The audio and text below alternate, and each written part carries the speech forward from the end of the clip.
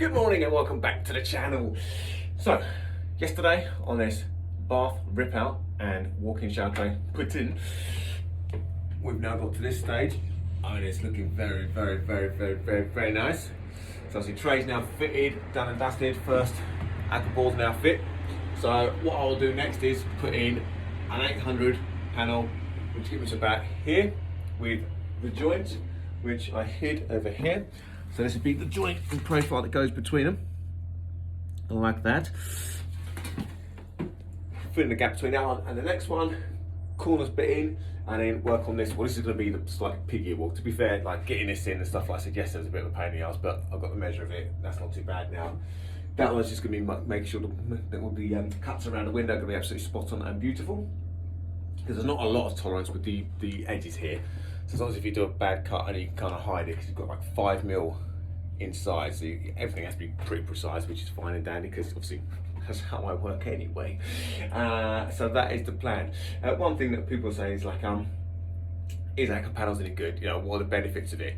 I think the obvious one is that if we were doing this normally, when I say normally, like tiling it, it saved a lot of mess and stuff, because you think if it was tiling it, I'd have previously had to remove all this stuff. It's then making good the whole wall before then like tiling it.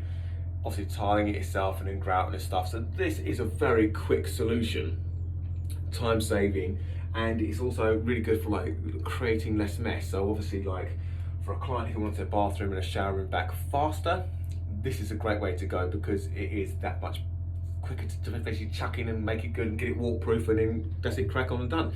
Whereas it would take a lot longer to actually sort of rip all this stuff off and then tile and do that sort of stuff. So yeah, there's some great applications for this stuff.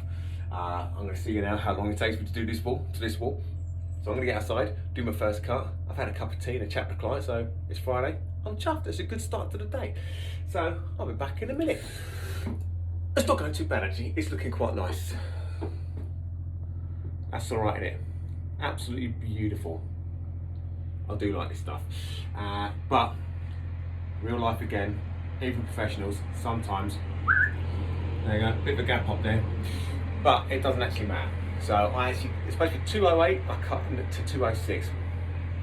Head was somewhere else.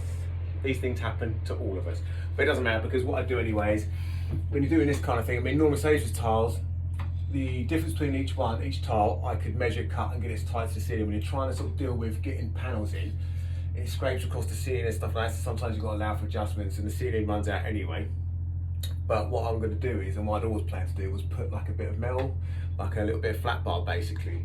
So either chrome or something else that matches the side of the shower trim, that actually bit that holds on the shower screen, and the shower's chrome as well, because it just looks nicer. So that way, because the only way I was ever going to get rid of these gaps would be decorate cork or something. It just doesn't look as good. So basically, if you can imagine, I mean, this is my corner trim, but it gives you an idea.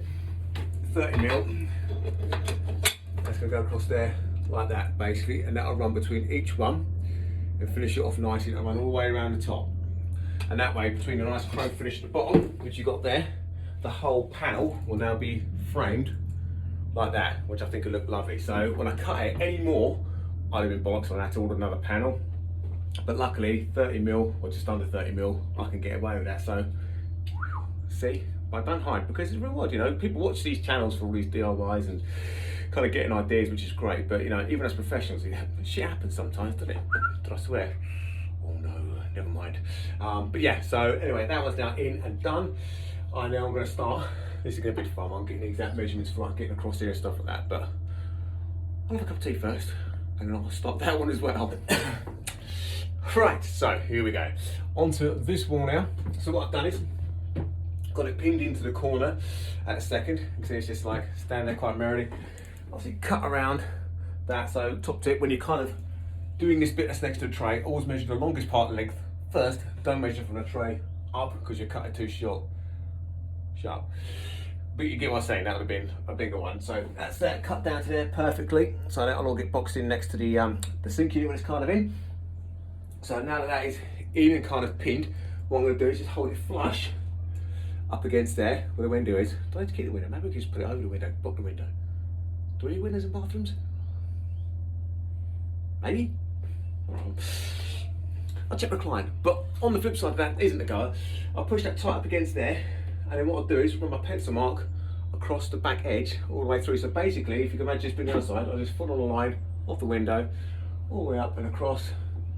And then all I need to do then is transfer the markings on the back to the front. Because of the way the saw blade works, you will, in my case, I want to cut this surface blade on here, because that way you won't get loads of blowouts. It's a nice and neat to cut. So once I transfer those markings to the window penciled out onto this side, I then cut this out, and I then know it's in place and the window's gonna be absolutely perfect. And I like that a lot. I also like the fact I've got a cup of tea down as well. So yeah, I'm gonna drink the tea, smoke this off, and then take it back downstairs for the 3rd time. That's the only thing about these bits, because I've got to keep going outside to do cuts, but never mind, keeps me fit. So outside for a minute, which is quite nice. A beautiful day here now. You know, I've been talking about cuts and stuff, but I've actually shown you how I'm actually cutting this stuff. So basically, I'm using the Festool TS55, which is brilliant. Connected to me extractor fan as well, so when I fire this bad boy out, fires it up automatically. Means I'm making minimal mess on somebody's guard, which I really do like. So here you can see underneath it, that's where I marked the window. Can you see that? That is the window marked and done.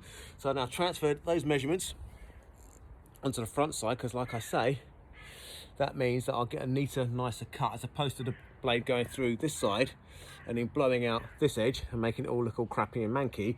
By going through the top, it's going to be nice. Now, when you're doing these sort of cuts, very important to also take into account the width of your blade, because if you just like put your rail straight up to your mark there, what you're going to do is you're basically going to cut off too much, which you don't want. So the rail goes back a little bit, and because of the way I'm coming at this, the angle I'm using, you can just see if I put the blade down, there you go, it's now going to cut on the inside of that line, okay? Because that is, this space here is the window cutout I want, okay? So I want to make sure I take that bit, but leave this side, anything this side of the line, that's basically for me to actually keep. So I want to cut it like as neatly as possible. So what I'll do is I'll start the cut, and I'll just bring the blade so it just comes up, bring it back just to the hip midst that line basically, keep an eye on it all the time. So that way I do most of the cutting with this one. I'll then cut that side, I'll then turn the rail around, cut this side, and then all I'll do, because obviously it won't meet in the corners, because if I did, it means I've overcut, I just use a normal standard jigsaw on the 0 setting, which basically means that it's the finest cut that the blade would do, so it's not going to be like going mental or making a rough cut, and just finalise that little bit of cut in there, which is very nice. So I'm going to quickly get that cut, take it upstairs, and hopefully cut it right. I'm back indoors again, just like that. Well, there you go. Not too shabby, is it? Perfect cut around that window. Look at that. See, bit of rear marking. Jobs are good. That one is now all fit and stuck in place. Got a screw in the top, just keeping it pinned because it actually wants to push this way, so that'll keep that trimmed out of the way. Lovely, lovely. And that is it for the day. It's been a good day. I'm happy with that. So Monday, be back. Fit this one up there. Fit around the old window. Put the trims on, 45 miter angles, and that is it done. But that is about it now. That is it for the week. So I'm gonna tidy up and then gonna shoot and go home. Spend some time with the family and have a cold beer tonight. Job. If you like this, don't forget to like, subscribe, hit the bell icon, and I'll see you next week.